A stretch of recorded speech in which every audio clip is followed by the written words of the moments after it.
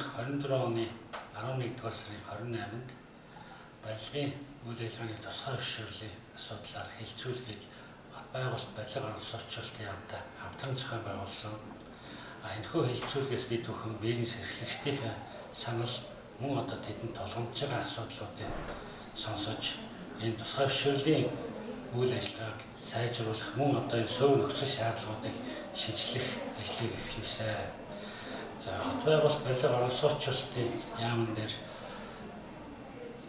барилгын үйл ажиллагааны тусгай зөвшөөрлийг суур нөхцөл шаардлагыг шинжлэх ажлын хэсэг байгуулагдсан. Энэхүү ажлын хэсэг 9 удаагийн хуралдааныг одоо зохион байгуулж ажлын хэсгээрээ хуралдаж за мөн одоо бусад төрийн бас байгууллагууд аж ахуйн нэгжүүдийнхээ саналыг авч барилгын үйл ажиллагааны тусгай зөвшөөрлийн суур нөхцөл шаардлагыг шинжилж ажилласан.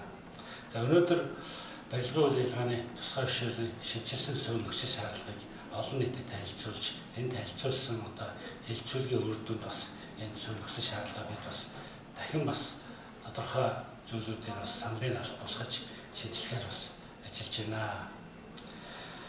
За барилгын үйл ажиллагааны тусгай зөвшөөрлийн одоо мөрдөж байгаа 127 225 тоот одоо 21 оны барилга хот байгуулалтын сайдын тушаалууд өнөөдөр хүчингү болж байна. Тэгэхээр бид бүхэн яралтай энэ шинжилсэн суур нөхцөл шаардлагуудаа баталж цаашдаа энэ тусгай зөвшөөрөл авах хүсэлтэй аж ахуйн нэгжүүдийнхээ зөвшөөрлийг олгох шаардлага бас бидэнд байна. Тийм өнөөдөр тусгай зөвшөөрөл авахын тулд эхлээд Монголын барилгын үндэсний ассоциац төрийн бас байгууллагад хандж байна.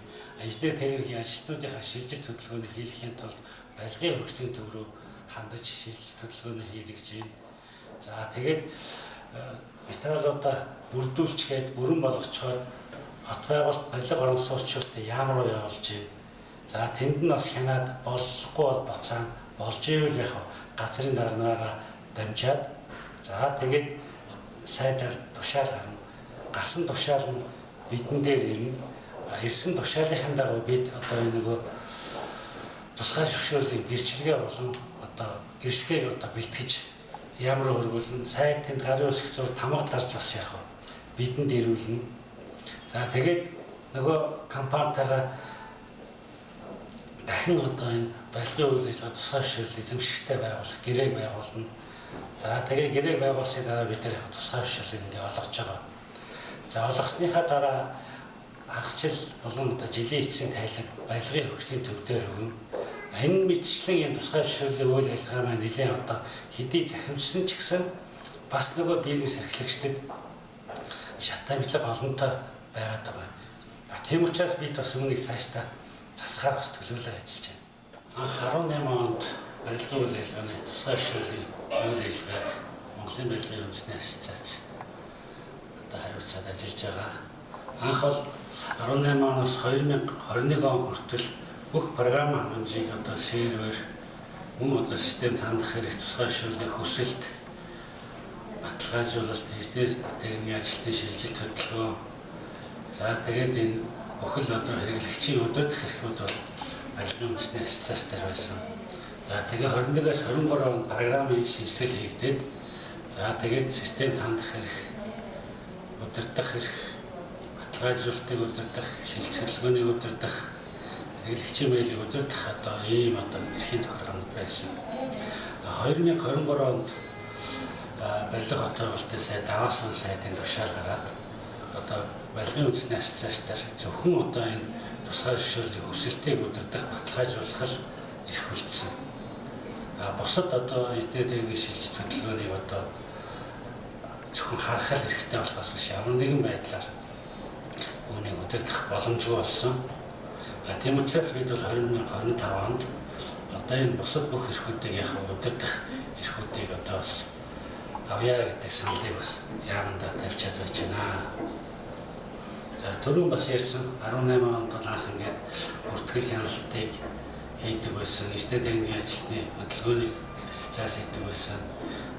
Яамны дээр бол сайдын тушаал гардаг. Гэрээ байгуулахад бол барилгын үндэсний ассоциацтаар тайлан мэдээ хүлээн авах хөгжлийн төв дээр ингээд ингээд салцсан байгаа. 23 онд барилгын үндэсний ассоциацтаар бүртгэл хийгдээд За тэгээ эдгээр техник ажлын шилжилт хөтөлбөрийн хөгжлийн төв рүү шилжчихсэн. Одоо эдгээрүүдийн шилжилт хөтөлбөрийн хөгжлийн төв рүү хандна. За тэгээ сайдын тушаал бол мэдээж бат байгуулалт барилгын суучлалт яамд байна. За гэрээ байгуулах нь бол барилгын үндэсний ассоциац төр тайлбар хүлээн авах нь бол одоо хөгжлийн төв дээр ингэж явж байгаа. Тэгэхээр ер нь бол ингээд энэ процесс нь өөрөө нөгөө тусгай зөвшөөрөл хүсэж байгаа хүмүүст бас маш их одоо нөгөө асуудалтай, олон шат амжилттай болгоод байна. Тийм учраас бас үүнийг өөрчилж нэг цэг дээр бүх үйлчлэгийг авдаг энэ системийг бий болгоё. Цаашдаа барилгын үйл ажиллагааны тусгай зөвшөөрөл эзэмшиж байгаа хүмүүстэй олон хариуцлагатай ажилладаг болгоё. Тэдэндээ хариуцлага тоосдог болгоё. Энэ дээр хэн одоо хариуцлага тооцох гэдэг нь бас тодорхой болох хэрэгтэй. Өнөөдөр барилгын үндэсний ассоциац төр гэрээ хийгдэж байгаа боловч яг ингээд нөгөө хяналт тавих нь одоо яг хэн гэдэг нь бас тодорхой бус байгаад байгаа. Тайлангийн хөгжлийн төв хүлээгээд авчиж байгаа. Яам болохоор яг нэг мэрэгчлийн хяналтын чиг үүргийг тэнд бас хариуцаад байгаа. Тэгэхээр бидний хувьд бас ингээд хэн нь яг энэ тусгай зөвшөөрөлт үйл ажиллагаа явуулж байгаа аж ахуй нэгжид хариуцлага тооцохгүй гэдэг нь тодорхой бус байгаа. Тэгэхээр үүнийг одоо бид бас цаашдаа тодорхой болгох нэг шаардлагатай.